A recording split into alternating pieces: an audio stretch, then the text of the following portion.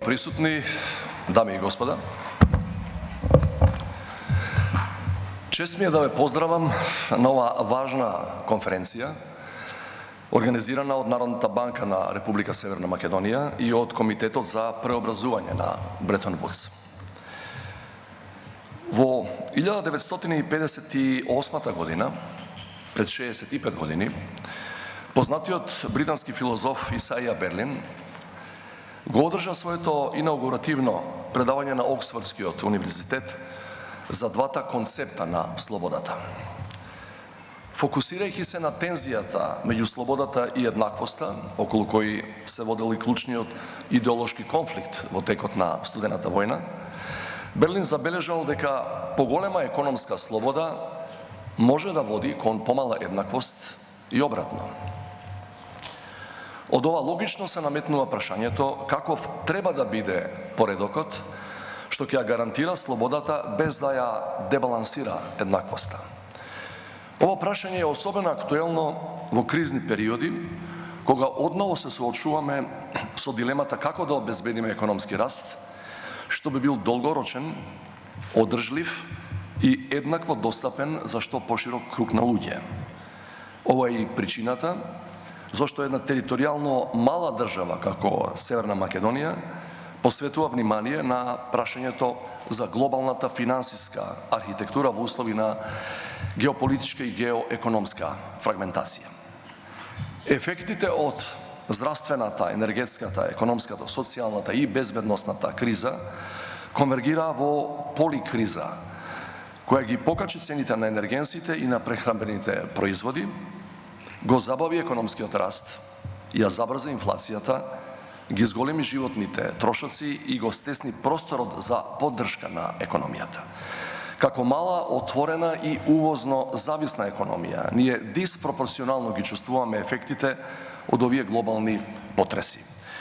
И затоа нам ни е важно да биде пронајден модел за амортизирање на пазарните шокови во амбиент на постојано променливи економски околности. Во услови на нестабилно надворешно обкружување и се повисоки ценовни притисоци, особено поради војната во Украина, нашата Народна банка, по примерот на Европската централна банка, започна да ја прилагодува својата монетарна политика. При тоа факт е дека здравата монетарна политика придонесе да се зачува макроекономската стабилност на државата и делумно да се заузда растечката инфлација. Но тоа не значи дека сите предизвици се надминати. Геополитичките и геоекономските ризици неспорно ги засилуваат долгорочните негативни ефекти и врз демографијата. Имено неизвестноста го засилува масовното иселување на младите, не само од нашата земја, туку и од целиот регион на Западниот Балкан. А со тоа губиме непроценлив човечки и социјален капитал, од кој зависи долгорочниот економски раст и развој на нашите држави и на целиот регион.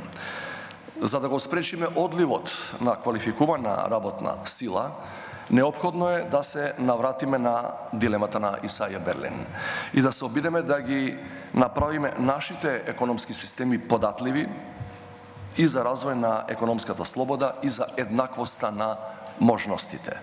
Неопходни се реформи во виталните сегменти, клучни за економскиот развој, како што се инвестициите, продуктивноста на трудот, димензионирање на образованието според барањата на пазарот на трудот и креирање на квалитетни работни места.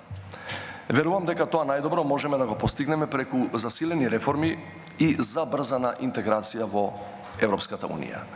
Поголемата трговска и финансиска интеграција на регионот во европскиот пазар во изминативе децении беше еден од виталните фундаменти на економскиот раст. Во регионот на Западниот Балкан, токму македонската економија има највисоко ниво на трговска интеграција со Европската Унија. Меѓутоа, за македонските граѓани да ги почувствуваат придобивките од Унијата, освен трговска, неопходна е и политичка интеграција, што значи прифаќање и на европските стандарди и критериуми.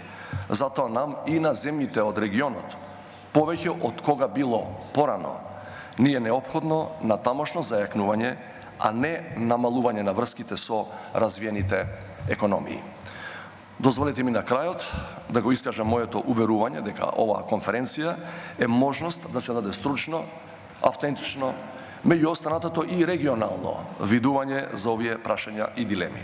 Затоа, освен пријатен престој во Скопје, ви посакувам успешна работа и презентирање на креативни концепти, идеи и предлози за надминување на посочените дилеми и предизвици. Благодарам.